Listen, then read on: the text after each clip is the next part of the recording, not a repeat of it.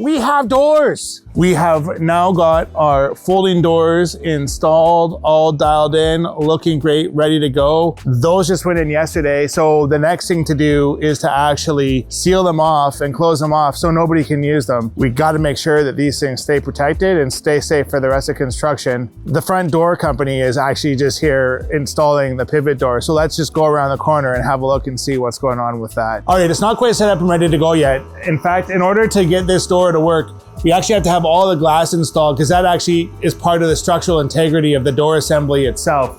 So the team are just in the middle of getting this glass in, and then they've got that glass still to go. The pivot for this door is actually somewhere over here. So when this door opens, it's gonna open like this. Massive, huge open space. Like, look at this thing. I'm 6 feet. So that's a 6 foot wingspan. And on my tippy toes, I can normally reach about 8 feet. This thing is massive. It's gonna be so cool once it's done. Can't wait to show you. Now we're on the inside of the door and the guys are just getting the final trim pieces in, getting this glass in over here. Best get out of the way. Here is the dining room folding door. We'll just look at this one because they all more or less operate the same.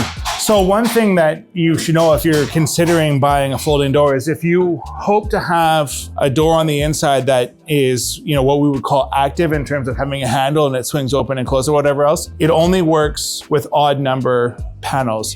You cannot make that happen with an even number of panels. So for example, here, if they wanted to have an active door, you know, this door would have to open in or out and these guys would slide all the way here. So, oh, there it goes. All right.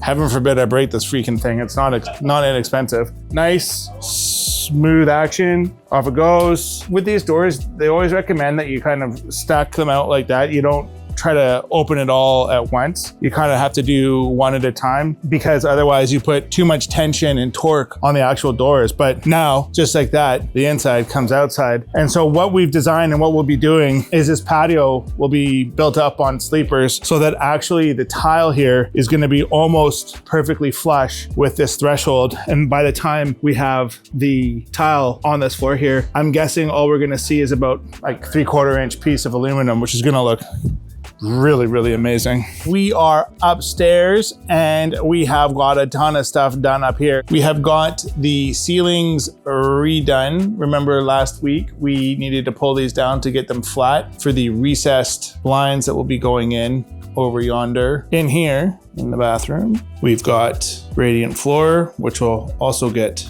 electric floor on top of that as well. And we'll actually have 2 linear drains going in over there. Very cool floating niche. And of course, a lovely wall hung toilet. So same thing happened in here. Ceiling dropped, ceiling for down, ceiling's back up again. In here, tilers have been getting to work.